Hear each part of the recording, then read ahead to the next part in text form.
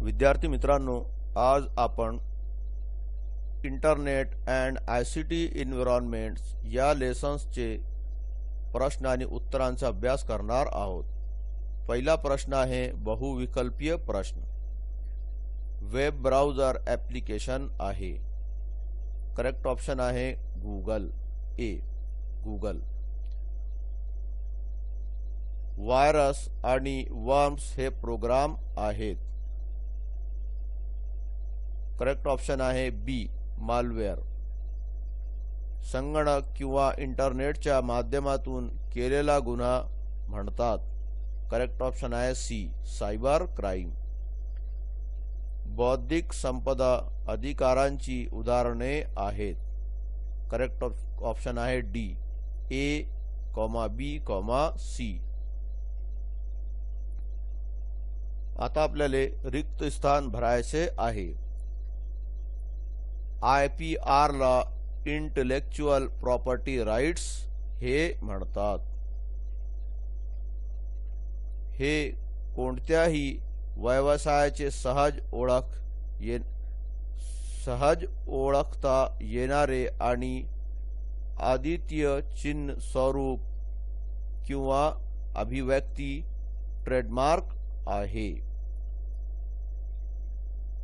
Cyber क्राईमच्या बाबतीत तुम्ही cyber sale कडे तक्रार करू शकता। NROER म्हणजे national repository of open educational resources. आता आपल्याला ट्रू आणि फॉल्स चेक करायचे आहे। सायबर गुन्ह्याचा सामना करण्यासाठी IT ॲक्ट 2000 नावाच्या कायद्याची मदत घेतली जाऊ शकते। ट्रू। व्हायरसचे पूर्ण स्वरूप म्हणजे visual information resources under seize.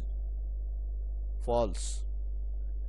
आम्ही शोधलेल्या उपकरणावर आमचा कोणताही अधिकार नाही। फॉल्स। साहित्य, लेखन, कला, नाट्य आणि संगीत या क्षेत्रात केलेल्या कोणत्याही मूळ कार्याची वापर किंवा वितरण करण्याच्या अधिकाराला प्रतिधिकार म्हणतात। ट्रू। आता आपल्याला थोडक्यात प्रश्नांचे उत्तर लिहायचे आहे। मालवेअर आमच्या संगणकात कसा प्रवेश करू शकतो? संक्रमित फाईल।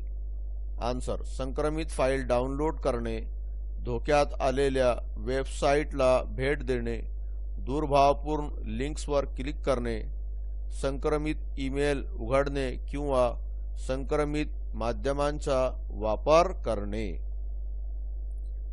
पुढचा प्रश्न आहे सायबर गुन्हे टाळण्यासाठी 4 सोप्या उपायाबद्दल लिहा।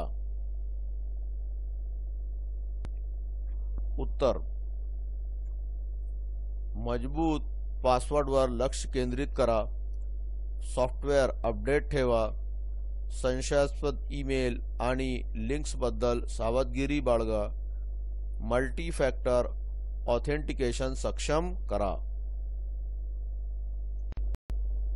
पुढचा प्रश्न आहे मालवेअर सॉफ्टवेअरबद्दल तपशीलवार लिहा।